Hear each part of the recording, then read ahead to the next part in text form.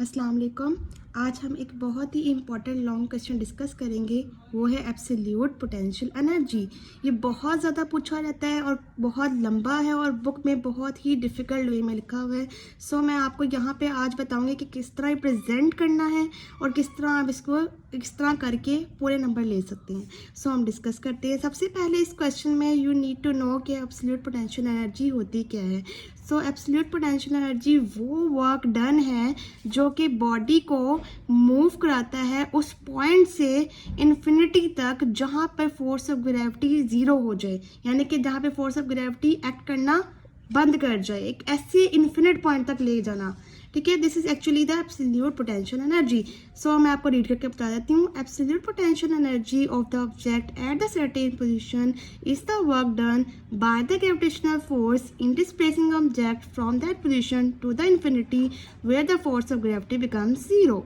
सो अभी मैं आपको एक्सप्लेन करूंगी इसको with the help of diagram. So let's discuss कि एक ऑब्जेक्ट है जो कि सेंटर ऑफ अर्थ पे, ये सेंटर ऑफ अर्थ पे या ग्रेविटी पे पड़ा हुआ है। अब इसको हमने मूव करवाना है to n number of steps. ठीक है, इधर से 1 स्टेप है, 2 है, 3, 4 एंड सो ऑन है। सो फर्ज करें कि यहाँ से हमने ऑब्जेक्ट 1 का ऑब्जेक्ट 2 तक और 2 से 3 और 4 ऑन हमने इसको मूव कराया है। तो जो हमारे पास डिस्टेंस है ना वो फर्स्ट स्टेप का वो है r1 और डिस्टेंस फॉर सेकेंड स्टेप है r2। ठीक है, ये यहाँ से लेकर यहाँ तक स्टेप 1 है, यहाँ से लेकर यहाँ तक स्टेप 2 है और इन दोनों के दरमियान का डिफरेंस किसके बराबर है, डेल्टा आर के। अब हम डिस्कस करेंगे इसकी एक्सप्लेनेशन। देखें, पोटेंशियल एनर्जी बेसिकली इक्वल होती है mgh के और ये फॉर्मूला सिर्फ एप्लीकेबल है near the surface of earth. ठीक है, near the surface of earth, यहाँ पे यू हैव टू मेंशन अर्थ। ठीक है, अब आती है बात कि हमने कहा कि हमने ऑब्जेक्ट को मूव करवाया है थ्रू अ लार्ज डिस्टेंस। ठीक है, मतलब कि ऐसे पॉइंट पर ले गए हैं जहाँ पे फोर्स ऑफ ग्रेविटी नहीं एक्ट कर रही।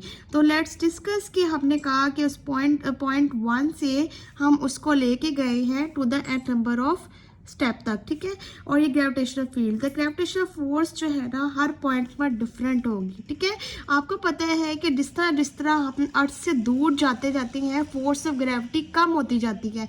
ऐसा क्यों होता है? क्योंकि आपको पता है कि force of gravity downward act करती है। ठीक है, और जब हम मूव कर रहे होते हैं अपवर्ड तो इसका मतलब है ऑपोजिट रूट है। तो जिस तरह हम स्पेस से दूर जाते जाएंगे वो उस फोर्स ऑफ ग्रेविटी की जो स्ट्रेंथ है वो कम होती जाती है। ठीक है, तो अब मैं आपको बताती हूँ कि इन ऑर्डर टू कैलकुलेट का work done on the total steps, तो हम इसको डिवाइड करेंगे into the n number of small steps जिसकी लेंथ हर स्टेप की डेल्टा r है, मतलब चेंज इन लेंथ। ठीक है, और इसकी फोर्स हर स्टेप की रिमेन्स कांस्टेंट। अब हमने कहा कि फर्ज करें कि एक r1 और r2 डिस्टेंसेस हैं एट पॉइंट 1 और 2। ठीक है, और ये हमने दोनों पॉइंट्स को डिस्कस करना है centre O of the earth, जो मैं आपको पीछे बता चुकी हूँ। अब हम कहते हैं कि हम वर्क कैलकुलेट करना चाहते हैं ड्यूरिंग स्टेप 1 और 2, तो हम उसको कैसे कैलकुलेट करेंगे? तो आपको पता है कि जब हमने 2 चीज़ें हों या 3 हों तो हमने क्या करना होता है, एवरेज लेनी होती है। जितने स्टेप्स होंगे उसको उतने ही नंबर से डिवाइड कर देते हैं। जैसे कि हमने r1 और r2 कहा, तो ठीक है 2 वैल्यू से मतलब से 2 से डिवाइड करेंगे तो हमारे पास क्या आएगा, एवरेज। तो इसको हमने क्या कह दिया कि ये इक्वेशन नंबर 1 है।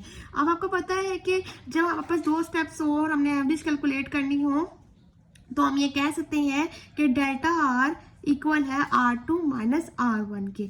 अब हम कहते हैं कि r2 हमने इधर ही रहने दिया, तो ये डेल्टा r था उसमें प्लस r जो है r1 इधर चला गया तो ये ऐड हो जाता वहां जाके। अब हमने कहा कि r2 की ये वैल्यू है इसके बराबर है, तो ये हमारे पास इक्वेशन 1 में r2 था, तो r2 की जगह पे हम ये पुट करेंगे तो हमारे पास ये आ जाएगा। ठीक है, आपको पता है कि यहाँ पे r1 जो है वो 2 हो गए, इसको मतलब हम सम कर सकते हैं। जब हमने सम कर दिया ये वैसे का वैसे डिवाइडेड बाय 2। आपको पता है कि ये जो प्लस है ना इसका मतलब है कि हम इसको इससे भी डिवाइड कर सकते हैं, इसको इससे डिवाइड कर सकते हैं।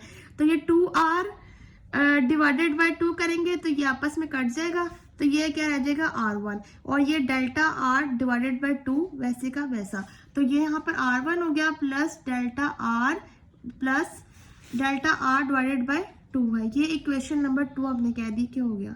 अब हमें पता है कि ग्रेविटेशनल फोर्स का एक फॉर्मूला है जो कि बराबर होता है F बराबर है G(m)/r² के। अब ये G(m)/r² को हमने लेट्स से के इक्वेशन नंबर 3 का नाम दे दिया है। अब हम back to the equation number 2। इस इक्वेशन नंबर 2 पे हमने दोनों साइड पे क्या ले लेना है, स्क्वायर। ठीक है, तो मैंने यहाँ पे दोनों साइड पे स्क्वायर ले लिया है। अब दोनों साइड पे स्क्वायर ले लिया। आपको पता है कि 10th पे हम पढ़ के आए हैं कि a का स्क्वायर प्लस b का स्क्वायर एज अ होल किसके इक्वल होता है, a² plus b² plus 2ab। पीछे हम बस यही उसी में ये करेंगे कि पहली वाली वैल्यू का स्क्वायर, दूसरी वाली वैल्यू का स्क्वायर प्लस 2ab, राइट। तो ये प्लस पहली वाली और ये दूसरी वाली, तो 2ab हो गया। अब हमने एक और चीज़ आपको बताने लगी हूँ कि ये डेल्टा आर है ना, ये बहुत बहुत बहुत स्मॉलर है as compare to the R1। तो आपको पता होना चाहिए मैथ्स के रूल्स के मुताबिक हम जब भी कभी कहते हैं कि एक पर्टिकुलर क्वांटिटी बहुत छोटी है दूसरी से, तो उस पर्टिकुलर क्वांटिटी को हम नेग्लेक्ट कर देते हैं या जीरो के बराबर कर देते हैं। तो फर्ज करें कि हमने इस डेल्टा आर को क्या कर दिया है, नेग्लेक्ट कर दिया है। तो जीरो कर दिया है तो मतलब 0.2 या 0 जो भी होगा हमेशा किसके बराबर होगा, जीरो के। तो फर्ज करेंगे ये क्वेश्चन वैसे ही खत्म हो गई है, ये वैल्यू वैसे ही खत्म हो गई। पीछे क्या बचा, इसको हमने कट कर दिया इससे, तो ये हमारे पास क्या बचता है, r1² प्लस r और डेल्टा r। ठीक है, तो ये हमने सारा एज इट इज मैंने जो आपको बताया है वो हमने यहाँ पे सारा सम अप करके लिख दिया और इसको हमने कह दिया कि क्वेश्चन नंबर 4 है। अब आपको पता है कि डेल्टा r पीछे हम करके आए हैं कि r2 माइनस r1 के बराबर होता है।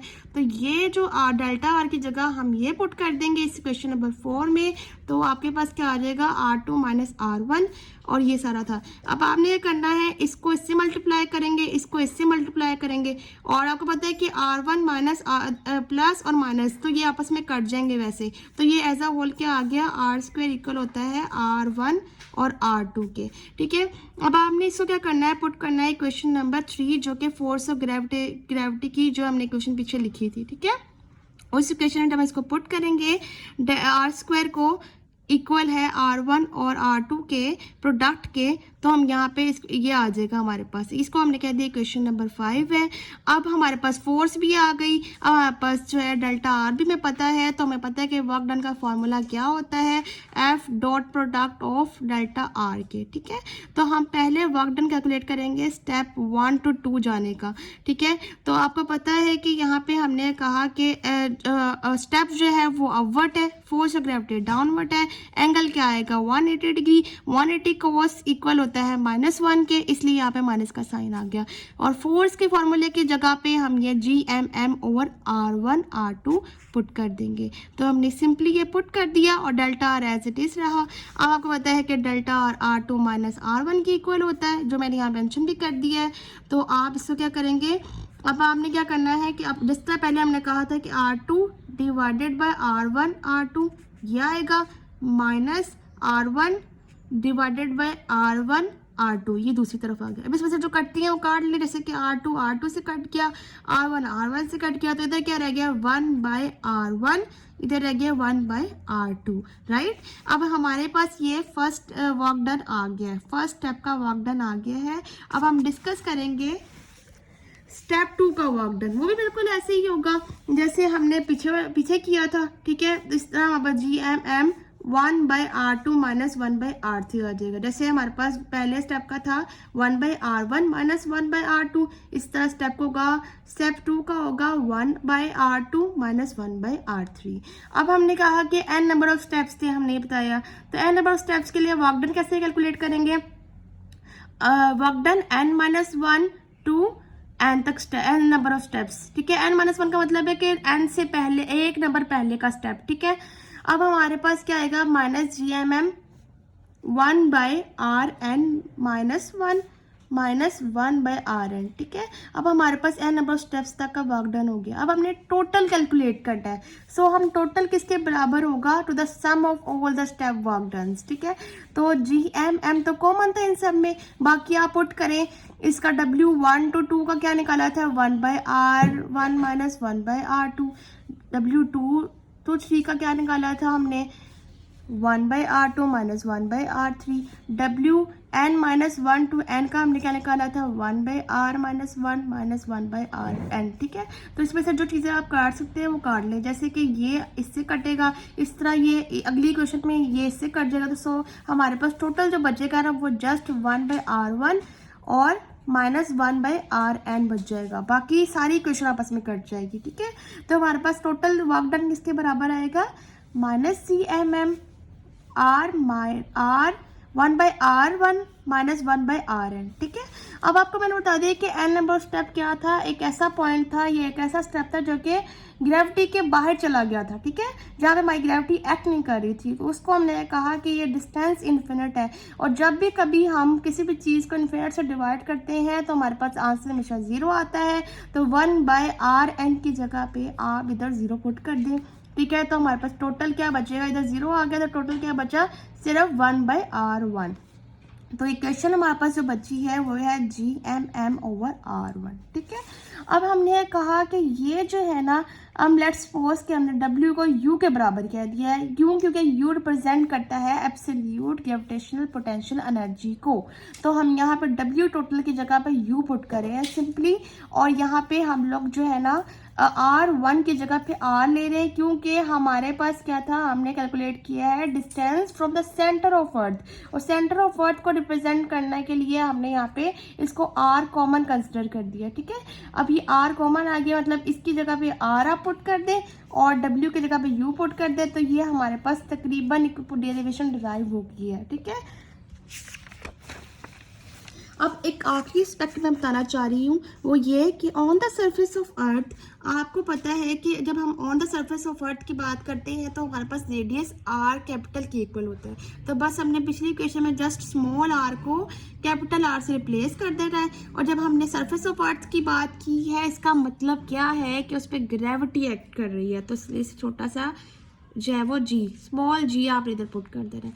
अब ये नेगेटिव साइन क्या इस इक्वेशन में इंडिकेट कर रहा है, वो ये इंडिकेट कर रहा है कि ग्रेविटेशनल फील्ड जो कि बॉडी पे एक्ट करती है वो अट्रैक्टिव होती है, मतलब वो उसको अपनी तरफ अट्रैक्ट करती है। लाइक अगर आप ऊपर की तरफ जा रहे हैं, ग्रेविटी नीचे एक्ट कर रही है, तो आपको ग्रेविटी नीचे की तरफ खींचेगी, तभी तो एक ऑब्जेक्ट हमने ऊपर फेंका है, बॉल ऊपर फेंक दी है, एक सर्टेन इंटरवल ऑफ टाइम के बाद वो वापस आ जाती है। क्यों, क्योंकि फोर्स ऑफ ग्रेविटी इसको अपनी तरफ नीचे की तरफ अट्रैक्ट करती है। ठीक है, तो ये था जी हमारे पास एक बहुत ही इंपॉर्टेंट लॉन्ग क्वेश्चन है, बहुत ज़्यादा पूछा जाता है ये, और बच्चों को ये समझ नहीं आती कि बहुत कॉम्प्लेक्स और लंबा करके लिखा हुआ है। तो आप इसको जिस तरह से मैंने लिखा है एक चीज़, आप इसको इस तरह से लिखेंगे तो आपको इसमें बहुत अच्छे तरीके से समझ आ जाएगी। सो गाइस, अगर आपको मेरी ये वीडियो अच्छी लगे तो लाइक करें, शेयर करें, कमेंट करें, और अगर कोई चीज़ आपको समझ ना आए तो आप मुझसे कमेंट सेक्शन में पूछ सकते हैं। मेरे चैनल को सब्सक्राइब करें और बेल आइकन के बटन को ऑल पर सेट कर दें, ताकि मेरी हर आने वाली वीडियो का नोटिफिकेशन आपको आ जाए। Thank you.